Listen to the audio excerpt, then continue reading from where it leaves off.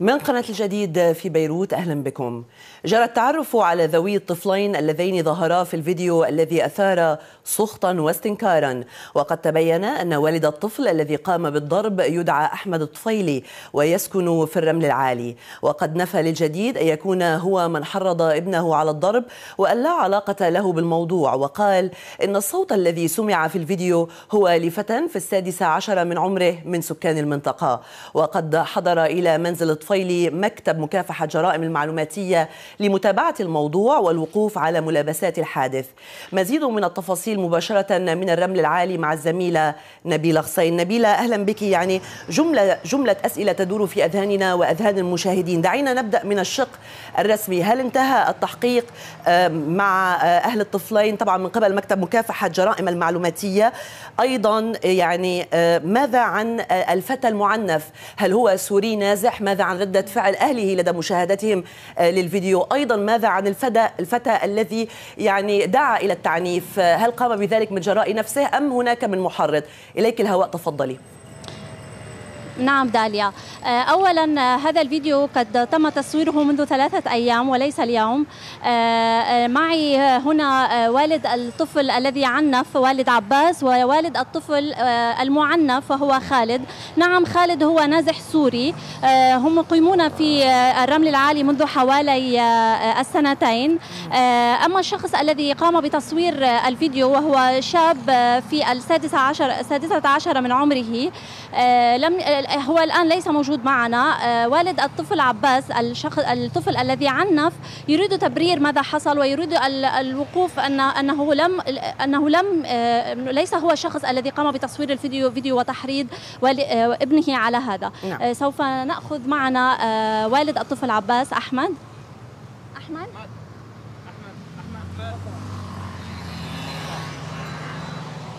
مرحبا. أهلا. أول شيء خبرنا كيف شفت الفيديو وشو صار بالتحديد؟ شفت الفيديو وعصبت إنه ابني كيف عم بيأذي هيك. وين من أيمتين شفتوا للفيديو؟ من 3 أيام.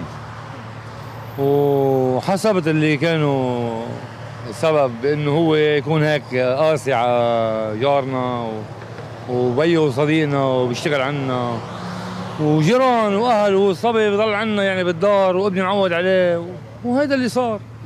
طب مين هو الشخص اللي صور الفيديو؟ ما بقول لك، بتعرفي يعني كان فيش 10 فريخات من 10 سنين ل 15 سنه ل 14 سنه، واولاد 2 من بيناتهم يعني، وهذا الصبي يعني حدنا ومعودين على بعضهم، وهيك صار يعني ولد عم يأذي ولد، يعني ما فينا نكبرها ونعملها شحن طائفي، وهذا شو بدنا فيه؟ هذه الحركات عايشين بيناتنا جماعه، ومش بس هن، في 200 عائله عايشه بيناتنا ونحن وياهم اهل، وبالعكس بنساعدهم شو بدهم. هذا اللي عم يصير معنا. يعني ليه انضرب هيدا الطفل بالتحديد بالوقت اللي فيه كثير اطفال بالمنطقه؟ يمكن هلا كمشين هذا الطفل، على بكره يمكن يمشوا ابن خيي كمان يفتروا عليه 2 3 اولاد مثله ويظلموه يعني. شو انت شو رايك بالشيء اللي عمله ابنك اللي هو عباس عمره 2 سنين؟ انا ابني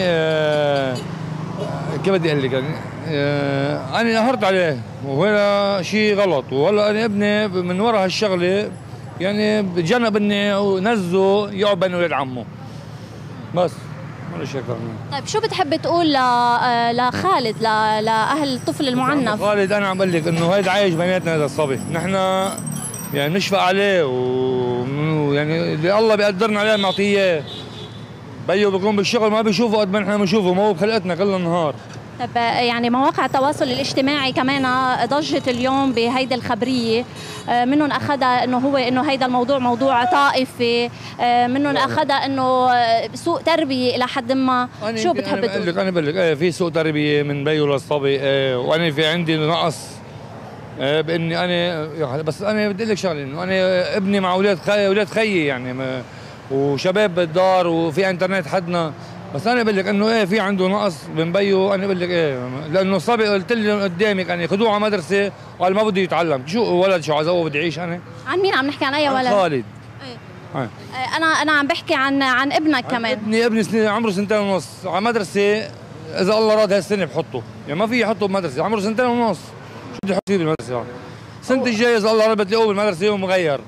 يعني حضرتك عم بتقول انه خالد منه بالمدرسه، هل هيدا الشيء ببرر انه ضربه من قبل ابناء الحي؟ لا نحن لا اعوذ بالله، نحن ما بنأذي حدا ولا بنريد الاذى لحدا، وهذا اللي عم لك اياه. شباب المنطقه شو يعني اللي صوروا وين هن؟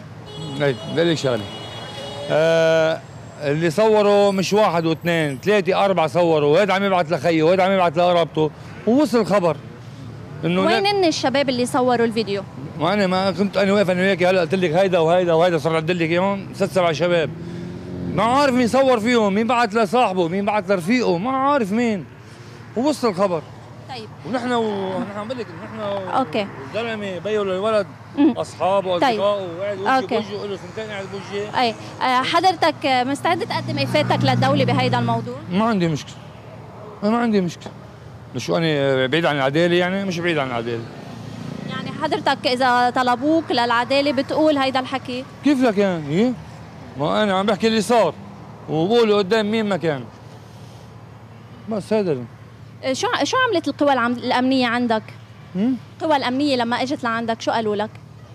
ما اجى عندي قوى امنيه. ما اجى قوى امنيه، قيادات حزبيه. نحن يمكن نحن ايه انا بقول لك انه في عندنا حركه امل حزب الله، ايه مرجعيه قالنا، ايه وبنراجعهم وبنشوف شو القصه وشو بنشوف شو بنعمل. بس هيك. لكن رح ناخذ معنا كمان والدة الطفل. نبيلة سؤال. نعم. الأشخاص اللي حرضوا على التعنيف هل هن في صلة قرابة بينهم وبين والد الطفل؟ لأنه بحسب ما هو عم بيقول إنه ردة الفعل بالنسبة له من بعد الشيء اللي شافه إنه هو رح يمنع ابنه من إنه يقعد مع أولاد عمه، بقى هل هن أقرباء له؟ المنطقة اللي عايش فيها أحمد وعباس، اللي رابيين فيها عباس، هي منطقة إلى حد ما مكتظة سكانيا، ومنطقة يعني خلينا نقول يعني من العشوائيات إذا فينا نقول هيدا الشيء. فبيكونوا الشباب دايما قاعدين بالطرقات وعجقة، أكيد في منهم بيقربوه وفي منهم ما بيقربوه. لا أنا يعني فهمت الموضوع، أنا فهمت الموضوع نبيلة، بس فقط توضيحا لأنه والد الطفل قال إنه أنا كردة فعل ما رح خلي بقى ابني ينزل ويقعد مع أولاد عمه، فكرمال هيك توضيحا للمشاهدين.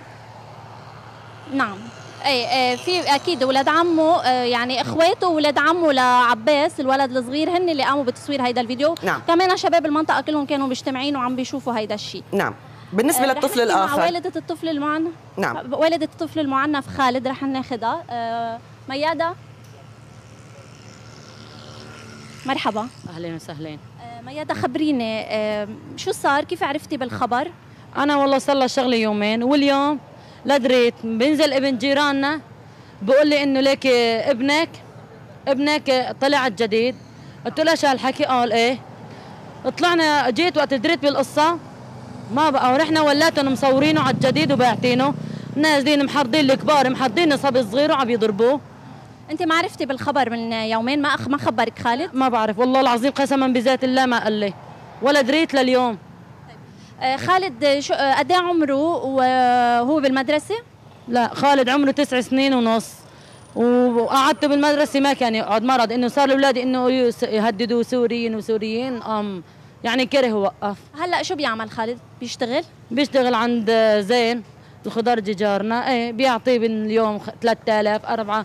هلا صار له 3 ايام يعني انه هالزلمه بينصره، يعني هل في نصيب؟ طب شو ردة فعلك كانت؟ يعني شافت ابنها على التلفزيون عم ينضرب. فعلي شلته اخذته لاخوي، قتله فوق هالقتل اللي اكله، رح رد اكل وحده الثاني من اخوي، رفسي زدته لهونيك زدته. ليه ضربته؟ هيك من وقت اللي دريت بالخبر، يعني طاش حجري ما بقى بصحى، ومريضه يعني صار لي 3 ايام عم علقين لي مصل ومريضه. بس انتوا جيران انتوا واحمد الطفيلي، ايه والد الطفل عباس، مين كان عم بيصور برايك؟ او مين كان عم بيحرض على الضرب؟ انا اللي بصور ما بعرفهم، بس بشكيهم لله. ايه اكيد. خالد حبيبي خبرني شو صار معك؟ تفضل يا خالد، روح قرب، لا تخاف، قرب طلع لي، لا تخاف. خالد قل لي شو صار معك وقتها كان عباس عم يلعب هو وياك وعم يضربك بالعصايه؟ قل لهم خالد، قل لهم شو صار بالضبط؟ قل لهم عباس وحبيب، قل لهم. مين كان عم يضربك؟ عباس وحبيب وحسين. هني شو بيقربوا لعباس؟ ابن عمه. اولاد عمه العباس يعني هن اللي كانوا عم بيصوروه. طيب وعباس شو كان عم بيرد عليهم؟ وانت ليه ما كنت عم بتدافع عن حالك؟ شو؟ يعني هن كانوا عم بيقولوا لك حط ايديك ورا ظهرك، ممنوع تحكي، هن ليه ما كنت عم بتدافع عن حالك؟ هلا فزعان. شو؟ طب وانت صحبي انت ويا العباس؟ شو؟ ايه يعني هو جارك؟ ايه. حضرتكم يعني مسامحين، يعني ما عندكم مشاكل معهم لبيت طفيلة؟